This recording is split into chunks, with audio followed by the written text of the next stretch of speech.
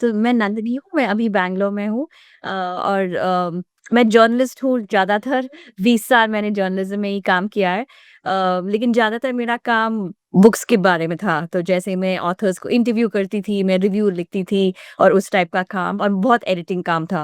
अब बस 6 महीने पहले मैं बैंगलोर शिफ्ट हुई हूँ और अब मैं न्यू इंडिया फाउंडेशन के साथ हूँ। आप सब तो न्यू इंडिया फाउंडेशन के बारे में जानते हैं और इसलिए हम ये इंटरव्यू कर रहे हैं ताकि ये न्यू इंडिया फाउंडेशन की साइट पे जाए। बस it will be an informal conversation. तो हाय, मेरा नाम लक्ष्मी है। मैंने रीनेम नहीं किया था, चंबल इंडिया के नाम पे था। और मैं वैसे बिहार की रहने वाली हूँ और पिछले 16 साल से खबर एरिया में काम कर रही हूँ। मेरा नाम सुनीता प्रजापति और मैं खबर एरिया में 2012 में मैंने एज अ रिपोर्टर के तौर पर ज्वाइन किया था।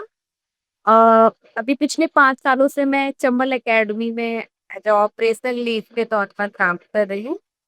हाँ, मैं जब जुड़ी थी तब मैं बहुत छोटी थी खबर एरिया में, पर मैं बहुत बड़ी हो गई हूँ।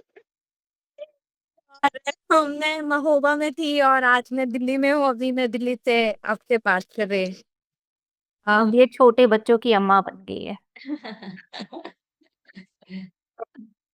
लक्ष्य नहीं, इसीलिए हमने बोल दिया कि हम बड़े हो गए हैं। हाँ, यही। Thank you.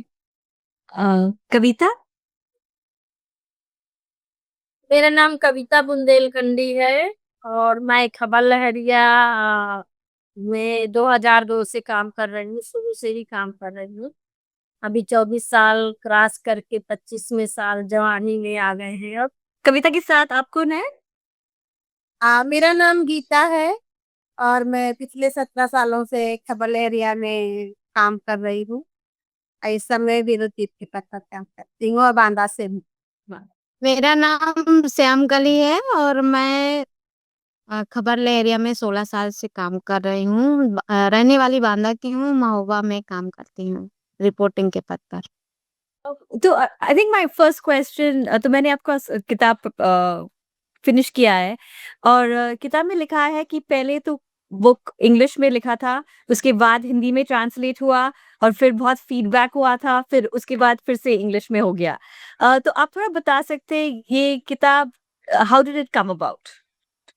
So, actually, Nandini, the book was written in Hindi. We did the workshops in Hindi, we generated the prompts in Hindi, and then there are first person narratives around which the whole book is constructed. Those were all written in Hindi. And so the original material, in some sense, and even Badi Ai Patrakar, which is the Hindi version of the book, is not a translation, it's actually a parallel edition.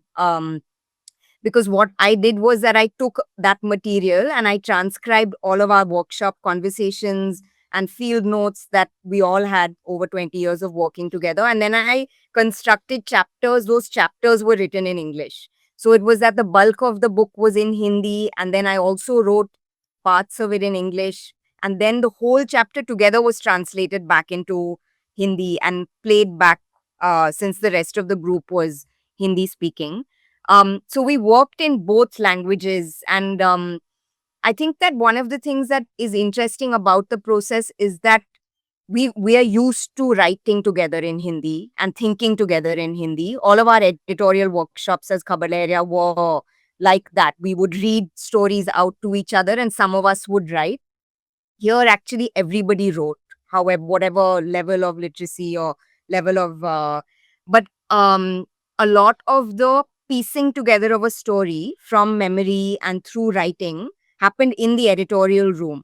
So, in a sense, we were recreating that while we were writing, that we were back in a room where different people in this group of 10 had different skills, they had different memories, and each of those memories together, like a mosaic, formed, even if it seemed like it was one individual person's anecdote or story that they were relating, actually it was pieced together with different people's memories. Also, if somebody was relating one story about one incident sometime in history, then other people, when that was read out, would add their own memories of similar instances that had happened. So it became like each individual memory actually was layered with many things. So it's not at all possible to say actually which part of it was only Hindi and which part of it was added in English. It was a bit like that. बहुत जैसी book आप पढ़ कर के imagine कर सकते हैं ना, प्रोसेस भी सेम ऐसी ही था कि आप इमेजिन कर सकते हैं कि हमने जो लिखा है वो है, पर जो हमने चर्चा भी की थी, जो हमने सोचा भी नहीं था, वो चीज़ें भी उसमें जोड़ी गई हैं। और क्योंकि हम जब वो लिखने का पार्ट बन रहे थे, तो हम बैकअप में बहुत इमोशनल हो रहे थे, रो रहे थे, सब कुछ कर रहे थे, पर जो लिखने की जो चीज़ें थी, वो एक भी चीज़ें मिस नहीं हुई हैं। वो बहुत इम्पोर्टेंट है कि हमने सिर्फ़ कहानियाँ या चीज़ें नहीं उसमें दी हैं, जबकि और बुक जो हम देखते हैं, तो उसमें बहुत सारी चीज़ें ऐसी होती हैं कि सिर्फ़ कहानी, कहानी, कहानी, बट इसमें वो सब समरी है जो शायद फ़ीलिंग किया जा सकता है। सिर्फ़ आप फ़ील ही कर सकते हो, आप उसको शब्दों में बयाँ नहीं कर सकते हो। तो प्रोसेस बहुत अलग था, ऐसा नहीं था किसी के ऊपर प्रेशर था, किसी को ज़बरदस्ती बोला गया है। सबने अपने मन की गहराई को अंदर तक झाँका है और फिर उसको लिखा है, और फिर उसको हमने कई राउंड हमने उसमें फीडबैक और वो सब किया है। तो हाँ, और कई ऐसे वर्कशॉप थे जहाँ पर हम सब एक साथ नहीं थे, तो हम सब ज़ूम पर जुड़ कर के, ऐसा नहीं था कि सिर्फ़ एक वर्कशॉप पर हम एक साथ हो गए और 2 वर्कशॉप किसी ने 2 लोगों या 5 लोगों ने कर लिया, ऐसा नहीं था। जो नहीं वहाँ पर ट्रैवल कर पा रहा था, तो हम लोग ज़ूम में मिल कर के हमने उस वर्कशॉप को और उस राइटिंग को फ़िल किया है। I was going to say, Nandini, about this process of the method of collective biography writing is also to say that one person writing one kind of homogenized version of the self is what we were trying to unpack and say that actually each story or each memory or each person is actually constituted of many other people, many other friendships and relationships and memories, not only their own. Right. And so this way of writing also, back and forth between different languages, different materials, different workshops, different drafts was also enabling us to say that it's not just one unified or, one kind of static version of the self, or memories also change depending on, we would tell a story in one way and then we would be probed by different people. Sometimes the second time we told the story was totally different. So we would say that it's not necessary to present ourselves in this way. We're used to presenting to funders, maybe to even to our own peers who are proving ourselves to in a particular way. So we're used to storytelling in a certain way. We edit out certain parts of ourselves. We allow certain parts.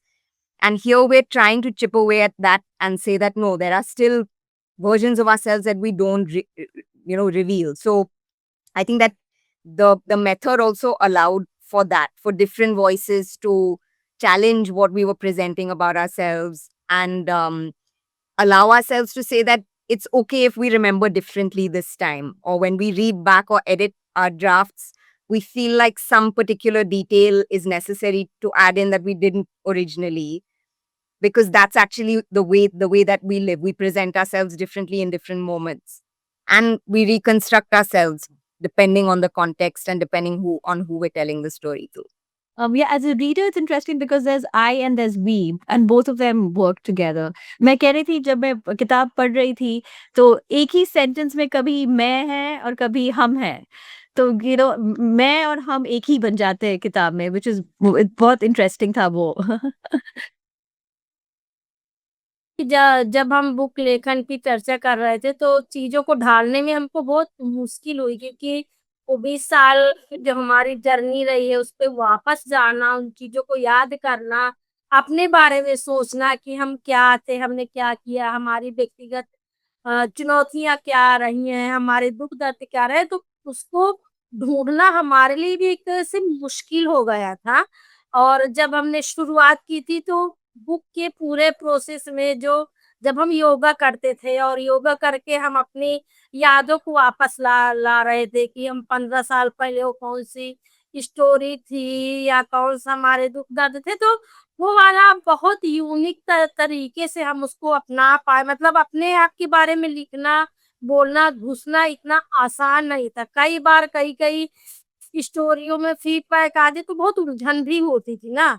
क्योंकि वो तरीका 15 साल पहले का है, तो वो चीज़ें थोड़ा मतलब उलझन भरी भी थी। पर एक ड्राफ्ट में जैसे प्रिंट के टाइम पर हम ज़्यादा काम करते थे। एक ड्राफ्ट को 4 बार लिखे, 5 बार लिखे, तो वो पुरानी यादें उस बुक के टाइम पर आई। और दूसरी बात बहुत अच्छा लगा कि इस बुक के वर्कशॉप में वो पुरानी आज़ादी हमको मिली कि जैसे भी हम लेट करके काम करना चाहते थे, हम पेट के बल लेट जाते थे। आपने हमारी फ़ोटो देखी होगी। फिर हमको अगर ऊपर पैर करना है तो हम कर रहे थे, तो पूरी तरह से हमारी बॉडी बहुत रिलैक्स हो पाई, हम योगा कर पाए और रोना-हँसना भी हुआ उसके साथ में। और आपकी जो भाषा वाली बात थी, हमने दोनों भाषाओं में लिखा है। और कई जगह पर तो बुंदेली में भी, जहाँ पर हमको लगता था कि लोकल जितना लोकली हम चीज़ों को कर पाएँ, जो हम लोकल भाषा में यूज़ करते हैं, जैसे हमारे खबर लहरे का उद्देश्य ही रहा कि हम भाषा को ज़्यादा महत्व हम क्यों देते कि लोगों को ज़्यादातर समझ में आए। तो वैसे लैंग्वेज में भी हम लाने की कोशिश कर रहे थे, तो हिंदी और इंग्लिश दोनों में लिखी गई है। ज़्यादातर हमें लगता है हमारी भाषा में आधे से ज़्यादा आर्टिकल तो हमारा हिंदी में ही है। तो हिंदी का ट्रांसलेट इंग्लिश में किया गया है, ना कि इंग्लिश का ट्रांसलेट हिंदी में किया गया है। कई चीज़ें जोड़ी गई हैं बाद में, जो थीम वगैरह है लेख के बारे में, उससे पहले जो प्रस्तावना उस पर बाद में काम हुआ। तो हाँ, बस मुझे ये जोड़ना था कि ज़्यादातर चीज़ें हिंदी में थी और हिंदी से फिर इंग्लिश में उसको ट्रांसलेट किया। क्योंकि ज़्यादातर जो हम लोग लेखक थे, तो हिंदी वाले ही सिर्फ़ 2 लोग इंग्लिश वाले थे, तो हिंदी में ही ज़्यादातर है। अ, एक किताब में ये एक सेंटेंस है तो मुझे बहुत पसंद आया। तो वहाँ पे आपने लिखा है कि ये किताब सफ़र, दोस्ती, मौका, प्यार, निडरता, खतरा और मान्यता के बारे में है। तो आप थोड़ा इसके बारे में बता सकते हैं? वही आप एक शब्द दे दीजिए कि आप किसके बारे में, दोस्ती के बारे में, प्यार के बारे में, दूसरा शब्द बताइए। क्योंकि सारे शब्द ना बहुत बड़े-बड़े हैं। हमने उसको लिख छोटे में लिख करके भले वो 3-4 शब्द इकट्ठे हो, लेकिन इसका मायने बहुत बड़ा है। आप किसी 2 के बारे में बताइए। मैं बस इसमें ये जोड़ना चाहूँगी कि मैंने जो फ़ील किया दोस्ती, प्यार और एक मौका, इसमें 2-3 चीज़ें थी कि जब हम लिख रहे थे अपनी बुक को, तो हम उसमें बहुत बहस भी कर रहे थे कि मुझे क्यों बार-बार उस कहानी को लिखने के लिए बोला जा रहा है, मुझे नहीं लिखना है या मैं नहीं लिखना चाहती हूँ। तो और उस पर हम क्योंकि बहुत इमोशनल हो रहे थे, बार-बार उस पर फीडबैक हमें आ रहा था और हम नहीं अंदर तक जाना चाह रहे थे। और फिर जब उसको हमने फाइनली बहस हुई, एक-दूसरे के दर्द को महसूस किया और हमने उन आर्टिकल को जब लिखा, तो हमें फ़ील हुआ कि ये जब लिखा है तो वो दोस्ती वाला हाथ था हमारे पास, प्यार वाला सपोर्ट था कि हम उन चीज़ों को निकाल के ला पाएँ। और एक ऐसा हमें मौका भी मिला जहाँ पर हम उन चीज़ों को रख पाएँ, जो कभी नहीं हमने रखा, जो हमें बोलने में हिचक थी, हमें अपने फैमिली में डर था, हमें अपने पार्टनर के साथ शेयर करने में डर था कि अगर उसको हम बता देंगे तो पता नहीं हमारे साथ क्या होगा या हमारे साथ किस तरह की घटना घटेगी। और वो हमने ऐसा माहौल बनाया, हमने ऐसे वहाँ पर दोस्तियाँ निभाई, मौके दिए, एक-दूसरे को प्यार से सँभाला कि वो सब चीज़ें हम खुल कर के लिख पाएँ, बोल पाएँ, बिना जज किए, बिना सवाल किए, बिना किसी को उस नज़र से देखे।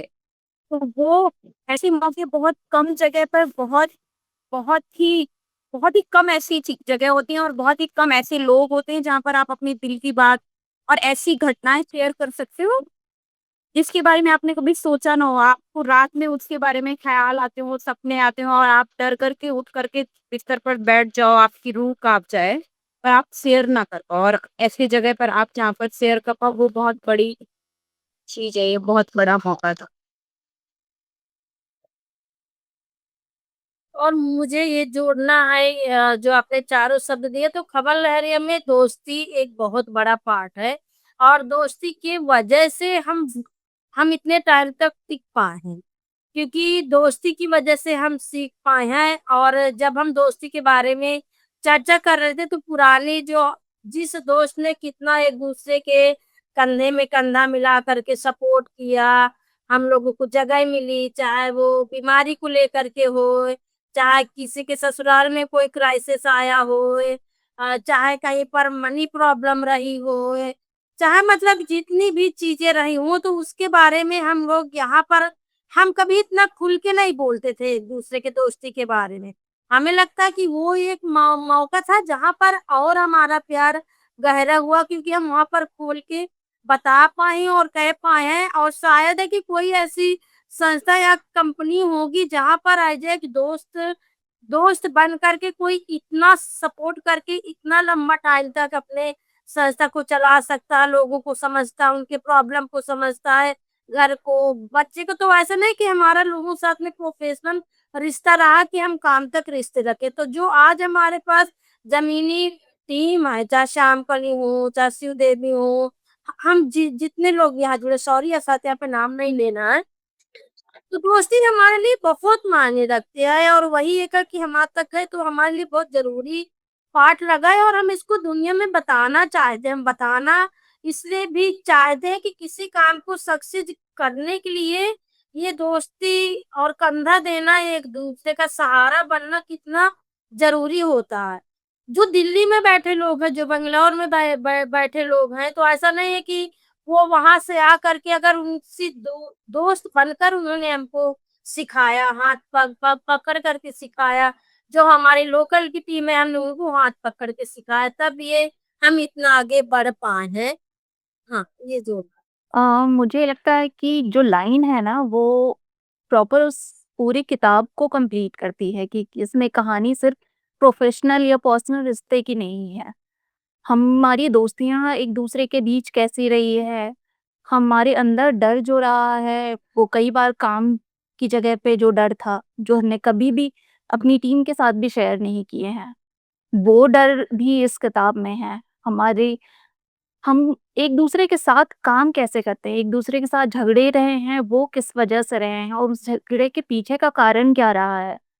उन सब को भी ईमानदारी से लिखने की कोशिश की है। कोशिश क्या मतलब लिखा है हमने। तो वो डर, वो ईमानदारी, वो हमारी दोस्ती, वो भरोसा कि हम एक-दूसरे को ये चीज़ें बता सकते हैं, जो कभी भी परिवार को भी नहीं बताया और इस बुक लिखने के प्रोसेस में इनफैक्ट हम दसों एक-दूसरे को बहुत अच्छे से जानते हैं और बहुत सालों से जानते हैं। उसके बावजूद इसमें बहुत सारे ऐसे किस्से हैं जो इससे पहले हमने कभी शेयर नहीं किया, चाहे वो जितनी भी गहरी दोस्ती हो या शेयर किया है तो वो अलग तरीके से किया है कि चलो ठीक है, हमारे साथ हम इतनी मुश्किलों के बाद हम ये कहानी करके आ पाए हैं। लेकिन उस माहौल में, उस परिस्थिति में हमारा शरीर, हमारा दिमाग, हम कैसा महसूस करते हैं, वो उसके बारे में हमने सोचना छोड़ दिया था कहीं न कहीं, कि हमें काम करके आना है, हमें ये पेपर पहुँचा के आना है, हमें ये इस रिपोर्ट को करके आना है। चाहे वो किसी की लाश देख कर के हमारे मेंटली या हमारे शरीर पे क्या असर उसका हो रहा है। किसी की जली हुई बॉडी देख कर के हम कैसा महसूस कर रहे हैं। हम उस टाइम पे खुद को सिर्फ़ पत्रकार के तौर पे देख रहे हैं और उन चीज़ों को कहीं न कहीं दबा के रख दिया। जिनको कुरेदा है कि एक्चुअली में उस टाइम पे हमने क्या फ़ील किया था। कई रातें हम नहीं सोए हैं उस हादसे को देखने के बाद में, क्योंकि पत्रकार होने के साथ-साथ हम एक इंसान भी है, जो महसूस करता है, ज़िंदा इंसान है। हमें भी डर लगता है, हम भी उन दर्द को बहुत सालों तक महसूस करते हैं और तभी उन दर्दों को हम 25 साल बाद, 20 साल बाद, 10 साल बाद लिख पाए हैं, क्योंकि कहीं न कहीं वो हमारे ज़हन में रहा है। बहुत सारी कहानियाँ हैं इसमें। Thank you. A, Nandini, I just wanted to add one thing actually. That at one level, the prompts that emerged, these were all prompts that emerged when we first started thinking about how we would structure the book, and we created a kind of map of what we would want to write about. And I think that at one level, they were words that we had that echoed through the narrative of Kabaleria. When we spoke to each other about our journeys in Kabaleria, these were the words that would keep coming up. And so in the first iteration of how we would want to write or what we wanted to write about, they came up almost automatically. But when we went back to them, like what Lakshmi is saying, I mean, there was something about creating a different kind of space for writing than we had earlier, but also that, what's the unsaid story behind each of these words, which have, I mean, when we got together and did a workshop around friendship, around dosti, I actually thought that it would set the mood in a very different way for the book, you know, that it would be about these positive, kind of joyful experiences of friendship. But that was actually one of the most heartbreaking and kind of brutal workshops, writing workshops that we had. Because actually, what we were looking at is what is the structure that we deal with when we bring women out to work in this kind of patriarchal and casteist context, feudal context, and what's the alternative structure that you need to create. So, actually, it's the last chapter in the book that builds on these stories of friendship. So, actually, I think that what the method and the writing allowed to happen was that an unexpected version of that word or the association of that word with actually what was hidden inside was allowed to emerge. And so I think that that was really powerful, that at it could have been this line of words that you read and a very different story, but there was something about the process of writing that enabled us to break those you know, the first version or the first memory, and bring out a very different version of the story, an unexpected version of the story. दिशा अभी बोल रही थी कि जैसे जब हम दोस्ती के बारे में सोचते हैं, तो हम सोचते हैं कि ये बहुत पॉजिटिव स्टोरीज़ होंगे एटसेट्रा। लेकिन जब आपने वर्कशॉप किया तो वो दोस्ती का वर्कशॉप बहुत ही इमोशनल था कि उसमें बहुत सारी चीज़ बाहर निकले। तो I want to talk a little bit about that, क्योंकि किताब में भी लिखा है कि जैसे आप सबके बैकग्राउंड्स बहुत अलग-अलग हैं। कोई डिफरेंट रिलिजन है, डिफरेंट कास्ट है, कोई अंग्रेज़ी में बोलते हैं, कोई हिंदी में बोलते हैं एटसेट्रा। और आप किताब में भी लिखा है कि बहुत क्या कहते थे एडजस्टमेंट था। जैसे वर्किंग टुगेदर, आप कैसे ट्रैवल करेंगे एक साथ, आप कैसे खाएँगे एक साथ, आप कैसे अ अ, काम करेंगे एक साथ। तो उसके बारे में थोड़ा बात सकते हैं कि एडजस्टमेंट कैसा हुआ, और किताब के लिखने के प्रोसेस में आपने क्या सीखा इस एडजस्टमेंट के बारे में? जब हम ऐसे वर्कशॉप या ऐसी चीज़ों के बारे में सोचते हैं तो हमारे दिमाग में ये आता है कि हमने बहुत बड़े होटल में बैठ कर के लिखा होगा, कि बहुत बड़े रेस्टोरेंट में कि मुझे, पर जो हमारी वर्कशॉप हुई है बहुत अलग तरह से हुई है, कि हम अपने ऑफिस की छत में बैठ कर के लिख रहे हैं, या हम लिखते-लिखते बीच में ज़बरदस्ती सोने के लिए भेजा जा रहा है कि आप सो टाइम से हम खाना खाने की हम प्लानिंग कर रहे हैं कि इतने समय अगर हमें खत्म करना है, उसके बाद खाना कौन बनाएगा?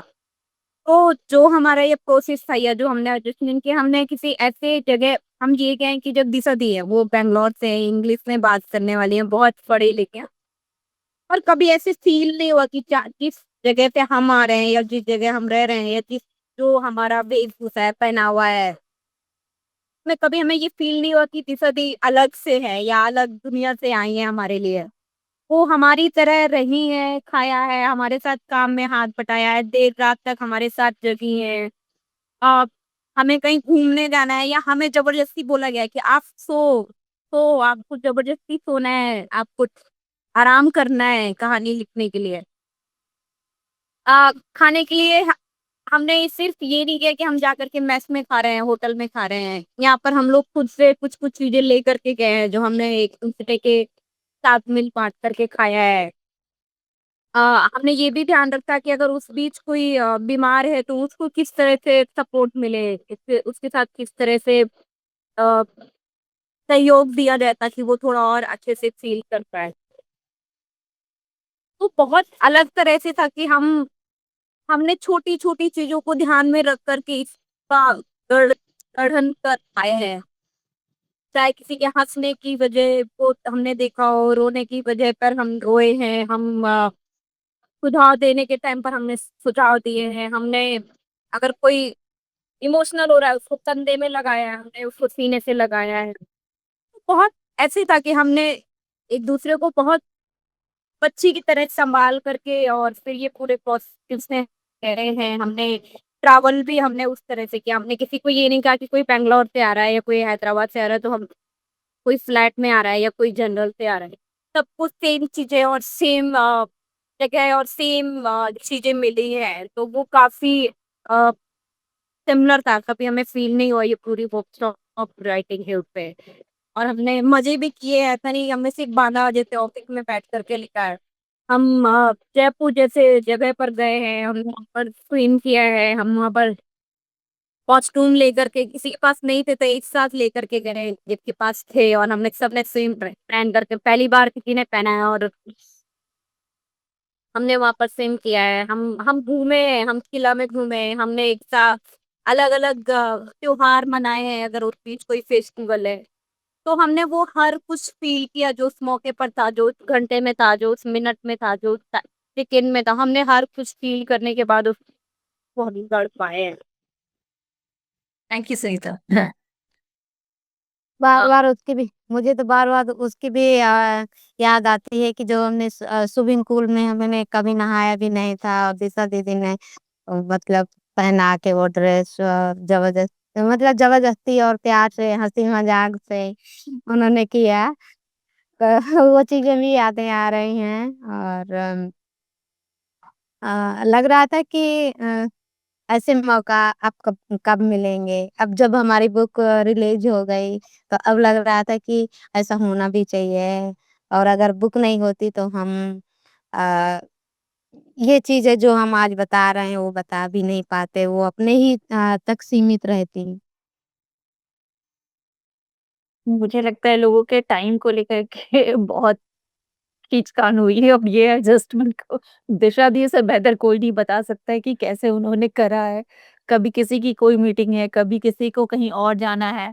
तो एक टाइम पे ये 10 लोग एक जगह पे आए, उसके लिए हमने कितने डेट्स कितने वो फिर भी कई वर्कशॉप में ऐसा रहा है कि कुछ लोग रहे हैं जो नहीं आ पाए हैं, क्योंकि उनकी कुछ इमरजेंसी रही है या किसी की शादी रही है या किसी का कुछ और ऐसा काम था जो उस टाइम पे नहीं आ पाए हैं।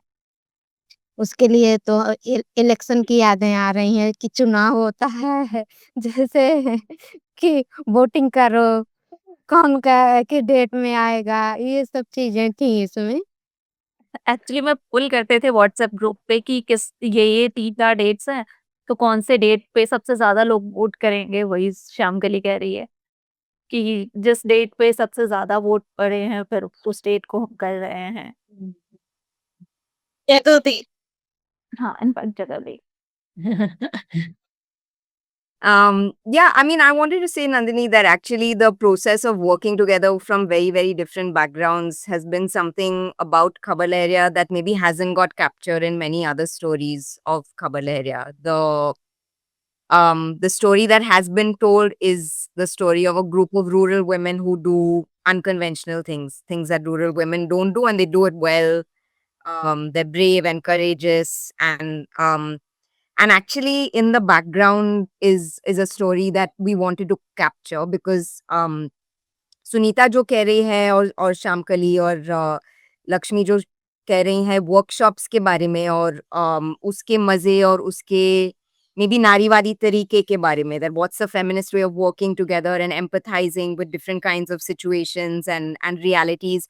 That's one part of it, but that's also because we know each other now and we've worked together for 20 odd years.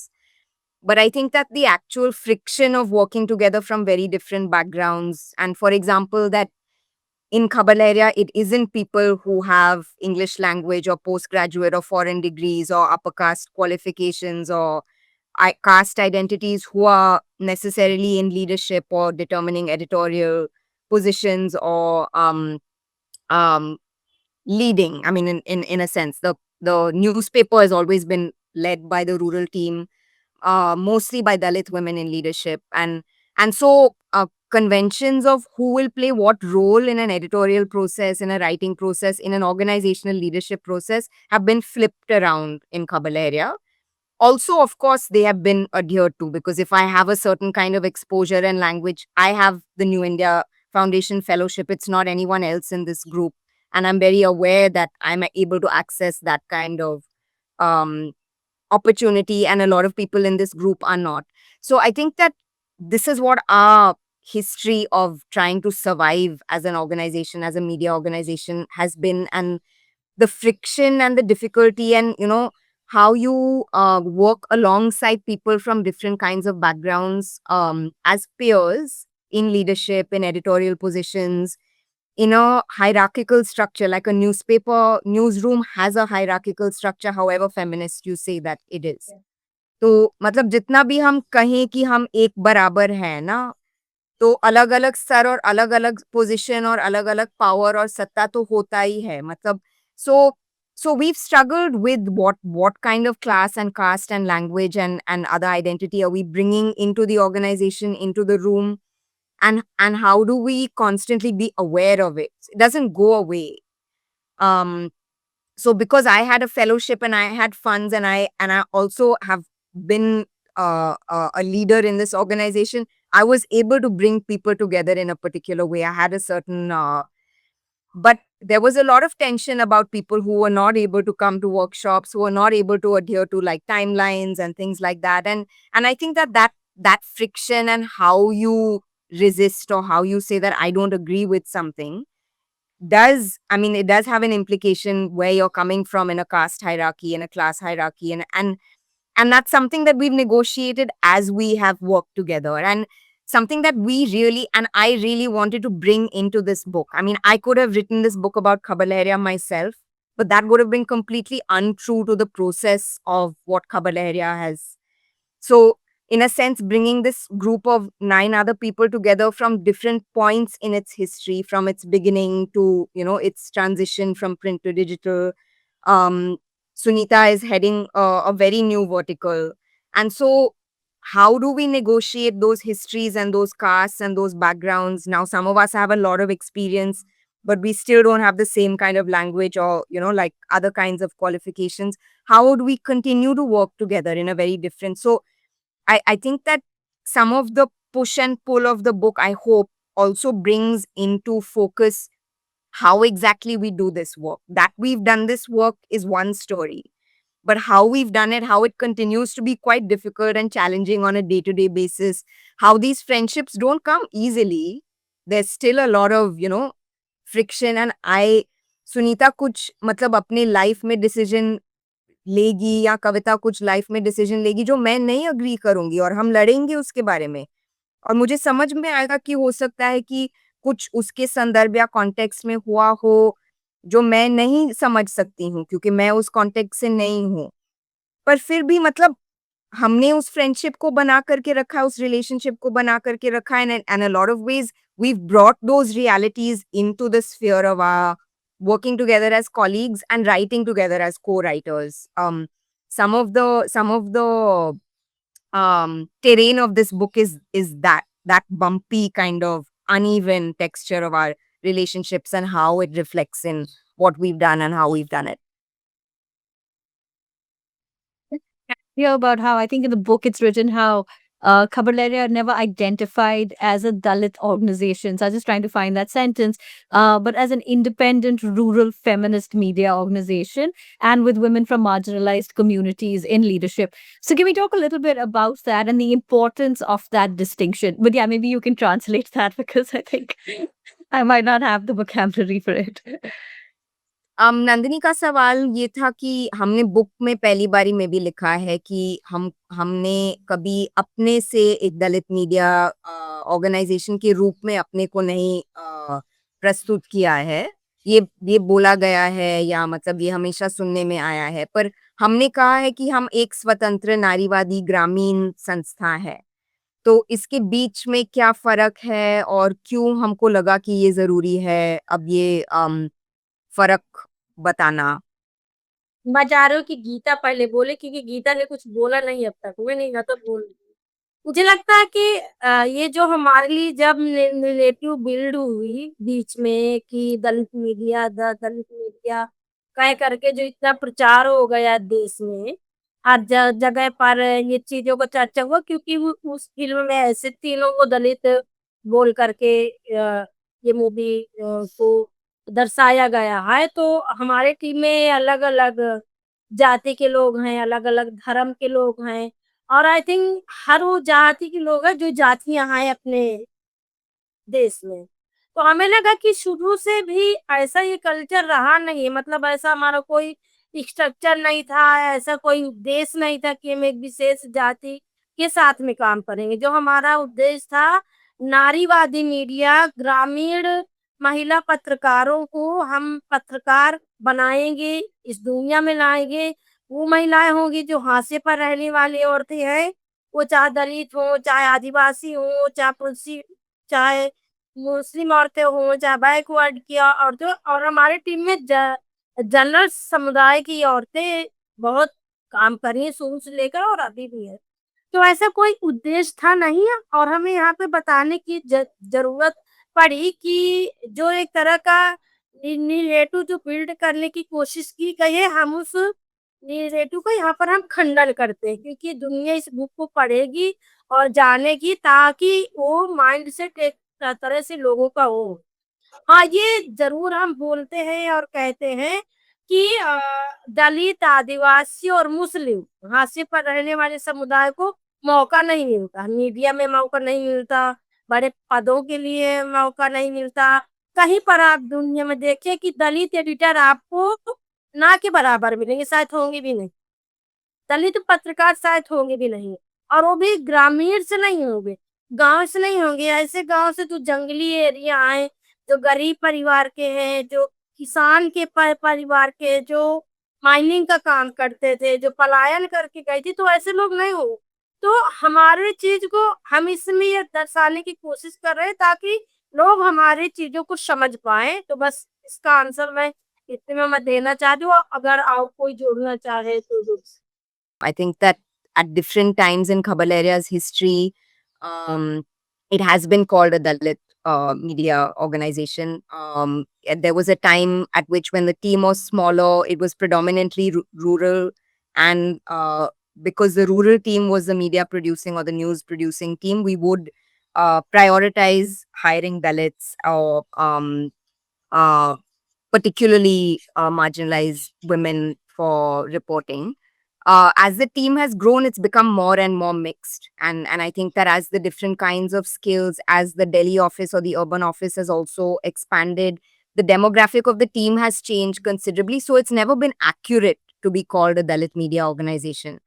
And we always self-identified as independent and rural. Those were the main kind of monikers that we used. And over time, as narratives have been built, in different ways by different media, by different organizations, by different um, stories that have been told about us, it kind of flattens Khabar Lahariya out, I think, to say that it's a Dalit media organization. That's not just what it is. And actually, that doesn't reflect the complexity and the friction with which, a so-called upper caste team member will work alongside a Dalit team member to lead an organization. Actually, the reality of inclusion and diversity is much more complex than just saying that this is Dalit feminist. So I think that one attempt was to say that it's not like those categories and those kinds of definers, there's anything wrong with them. They're really important in their own ways, but it doesn't reflect the reality of this complex kind of body that we have, which is that many people work together and continue to work together. And I think that the feminist identifier is important, because that keeps bringing into the conversation or into the organization the power that different classes and identities and castes have within the body of the organization. So at any point, how many Dalits are we hiring when we do new rounds of hiring? We're constantly talking about it, So, and what is the position or what is the kind of power that different kinds of either rural team members or Dalit or OBC or Muslim team members have? Those conversations need to be live, and that is something that the feminist lens and the feminist perspective of Khabar Lahariya keeps live. Lakshmi ji, आप कुछ बोलेंगे? Okay, thank you. I want to ask कि आप सब जब मैं पूछ रही थी पहले बार आपके बैकग्राउंड्स के बारे में, तो आपने कहा कि आई बीन अ जर्नलिस्ट 10 साल हो गए, 20 साल हो गए, तो we all been journalist for very long. लेकिन ये जर्नलिस्ट जो आइडेंटिटी है, जो पहचान है, ये बहुत इम्पोर्टेंट है। अभी भी मैं कोई मुझसे पूछे आप क्या करते हो? तो मैं कहती हूँ मैं जर्नलिस्ट हूँ कि मुझे वही तो वो एक वर्ड सब कुछ कह लेता है मेरे लिए। तो इस ये जर्नलिस्ट आइडेंटिटी के बारे में आप बता सकते हैं और जैसे ये आइडेंटिटी ने आपको कैसे चेंज किया और आपके विलेज को कैसे चेंज किया? पहले तो जब हम शुरू में इस क्षेत्र में उतरे तो हमें तो कोई मानता ही नहीं था कि ये लोग जर्नलिस्ट हैं, ये लोग पत्रकार हैं। लोग तो कहते थे अरे बाइक टांग के आ जाती हैं और हमारे घर में महिलाओं को भी भड़काती हैं, ये करती हैं, वो करती हैं। तो इस तरह की बातें होती थी। लेकिन हम लोग भी उन्हीं गाँव में बार-बार जब जाते थे, उनके मुद्दों को उठाते थे। कई बारी जब मुद्दे उठे तो उन मुद्दों में काम भी हुआ। तो लोगों को धीरे-धीरे जब लगा कि नहीं हाँ, ये अब हमारी आवाज़ को बाहर निकालती हैं और काम भी होता है, महिलाएँ भी जागरूक हुईं, पुरुष भी जागरूक हुए कि हमारी जो आवाज़ है जो अन्य मीडिया में अगर गाँव की खबर है, छोटी-सी खबर अगर कभी देंगे भी तो बहुत छोटी-सी जगह में। लेकिन गाँव की खबरों को नाली खड़ंजा, व्यक्तिगत समस्या महिलाओं की या किसी उसकी, उसको जगह नहीं दी जाती। तो जब हम उन खबरों को निकालने लगे और बड़े फ्रंट पेज में आती थी, जगह मिलती थी, तो जब लोगों की आवाज़ें आई तो अपने आप लोगों को लगा कि नहीं हाँ, ये लोग भी पत्रकार हैं और अब तो बहुत सारी महिलाएँ भी पत्रकार हो गई हम लोगों को देख के तो काफ़ी बदलाव हुआ है। ये जो ताना था ना बड़ी आई पत्रकार तो शुरुआत में शायद वहीं से जब शुरुआत में आते थे और बुंदेलखंड का बड़ी आई पत्रकार, बड़ी आई मतलब कई चीज़ में से लगाते हैं ना, तो वहीं से आया है और जब हम नाम का चयन कर रहे थे तो हमें वो पीछे 20 साल पीछे हमें जाना पड़ा, तो हमें लगता है वहीं से आया। बदलाव की बात सबकी जो बात है, सबके लिए बहुत अलग-अलग है, अलग-अलग है। मेरे लिए मेरी ज़िंदगी और मेरी पत्रकारिता, मेरी पहचान बहुत अलग है क्योंकि पहले की पहचान जो थी हमेशा से पापा के नाम से लोग जानते थे लोग या पति के नाम से तो इतना नहीं जानते थे लेकिन पापा के नाम से जानते थे। पति के साथ इतना रही नहीं हूँ तो उसकी कोई इतनी बड़ी पहचान नहीं हुई है। पर धीरे-धीरे अपनी अब खुद की पहचान जब हो गई है और कविता बुंदेलखंडी के नाम से तो बहुत प्राउड फ़ील होता है अपने आप को कि अपनी भी कोई पहचान है। हमसे वो नहीं है तो और जहाँ पर आपने गाँव वाली बात की है ना, मुझे लगता है कि मेरे गाँव में मुझको देख कर के इतना बदलाव आया है, शुरू से लेकर के अंत तक में कि मेरे गाँव की अब हर एक लड़की पढ़ी है, उससे बड़ा बदलाव कुछ हो ही नहीं सकता है।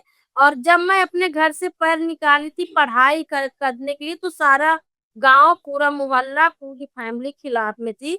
तो सबसे बड़ा बदलाव मैंने वो देखा है अपने खुद के गाँव में, अपने खुद की फैमिली में, अपने माँ-बाप के भाई-बहनों में वो देखा है।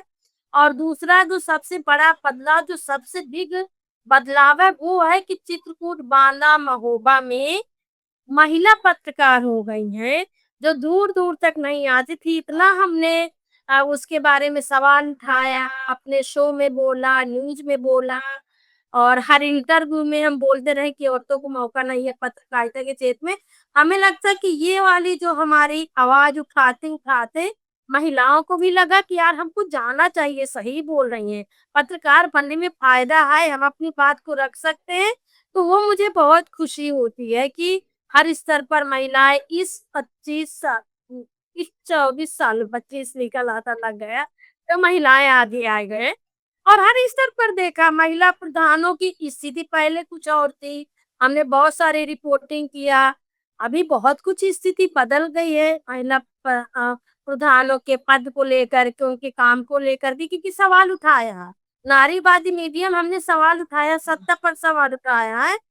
कहते हैं ना कि रुपए में अगर चवन्नी भी परिवर्तन आता है ना, तो हमारे लिए एक सकारात्मक रूप है, सकारात्मक बदलाव है। तो वो हमने देखा है। और अपने टीम में मुझे सबसे बड़ी ये खुशी होती है ना कि हम सब लोग जब अपने नाम से प्रॉपर्टी खरीदते हैं, हम अपना घर चलाते हैं, हम अपने घर की मालकिन हैं, तो वो जो कॉन्फिडेंस है, वो जो मलकाना हक है, वो हम लोग ले पाए हैं और उसके बारे में बोलते हैं, तो अच्छा लगता है। हाँ, एक्चुअली में जर्नलिस्ट शब्द को हमने एक हथियार की तरह भी यूज़ किया है, क्योंकि एक महिला के तौर पे और ग्रामीण महिला जहाँ हम आते हैं, आपकी कोई वैल्यू नहीं होती है, चाहे आप कुछ भी कर लो, आप काम कर लो, आप पैसे कमा लो, क्योंकि महिलाओं को डिसीजन लेने का अधिकार नहीं होता है। तो वहाँ पे और समाज में भी कि मैं पत्रकार हूँ, और इनफैक्ट अब फैमिली वाले भी कहते हैं कि अगर किसी को धौंस दिखानी होती, मेरे घर में एक पत्रकार है, या मेरी बहू है वो पत्रकार है।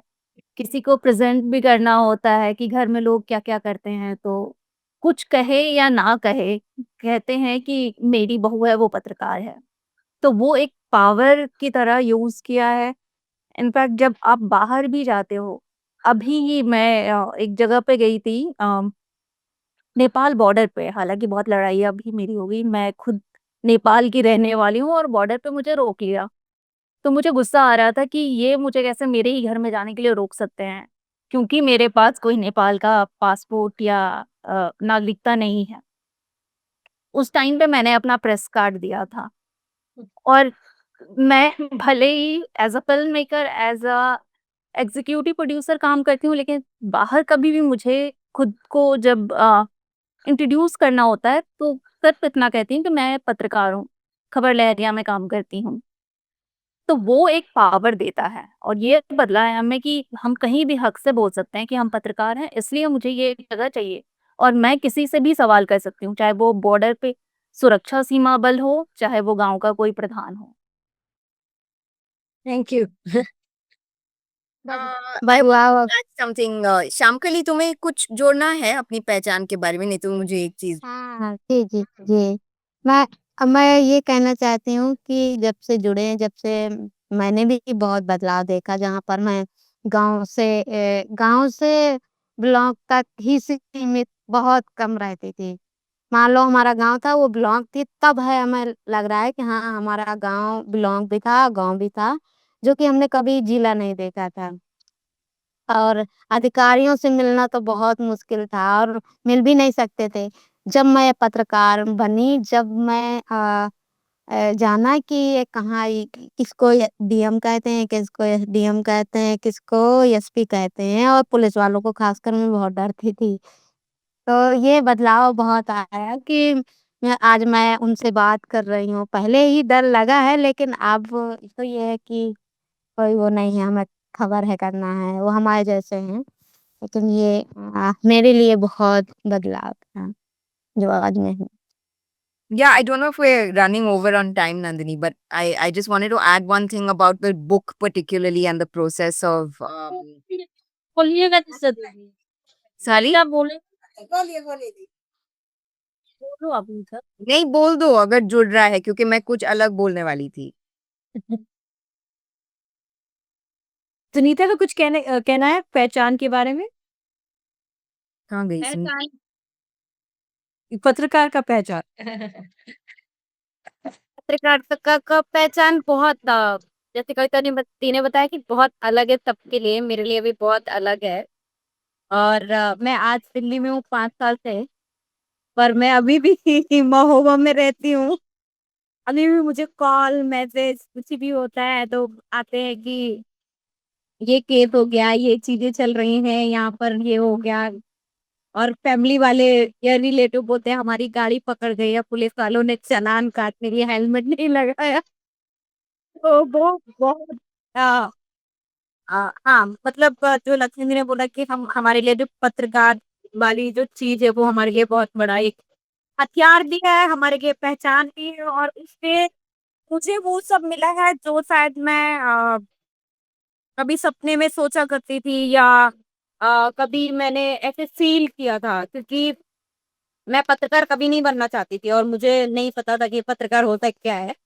पर मैं पुलिस ज़रूर बनना चाहती थी, और पुलिस इसलिए मैं बनना चाहती थी क्योंकि उसकी जो वर्दी होती है, उसमें जो रोक-टोक नहीं होता है, उसके पास वो गन होती है, वो किसी भी भीड़ में जा सकता है, किसी को भी रोक सकता है, किसी को भी टोक सकता है।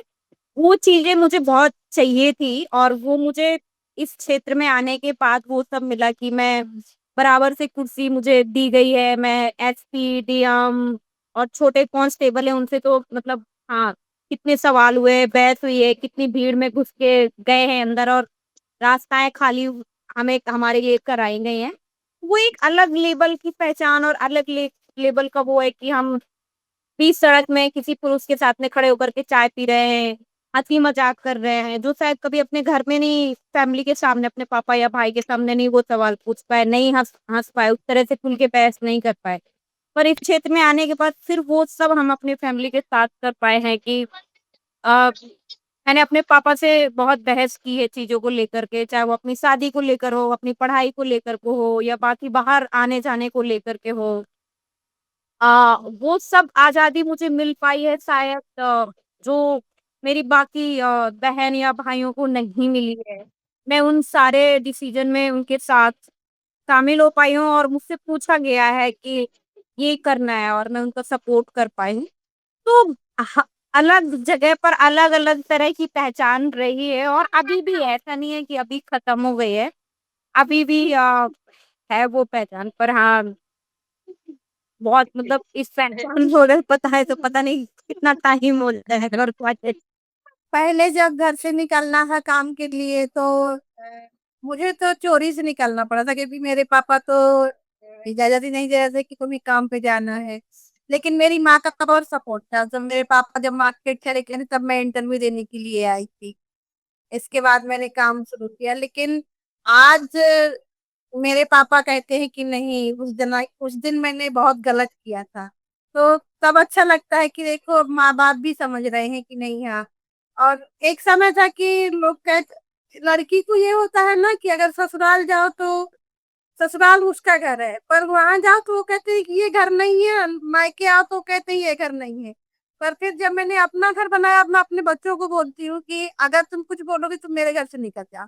तो मुझे ये लगता है कि नहीं हम लोग भी अपनी पावर का इस्तेमाल कर रहे हैं और ये सब हमें पत्रकारिता के क्षेत्र में आके खबर लहरिया में आके आज़ादी मिली, ये तो बहुत अच्छा लगता है। और अब तो हम लोग बुक में भी अपनी सारी कहानियाँ जो कभी नहीं बोल पाते थे, जब पहली बार बुक के लिए हम बैठे थे एक कमरे में अपने ऑफिस में, मैं बिल्कुल नहीं बोलती थी, मैं अभी भी बहुत कम बोलती हूँ। तो मैं तो बिल्कुल नहीं बोलती थी, मुझे लग रहा था कि क्या वही चीज़ें बोलना है जो हमारे साथ कभी हुआ है, जिसको हम याद नहीं करना चाहते, जिसको किसी के सामने रखना नहीं चाहते।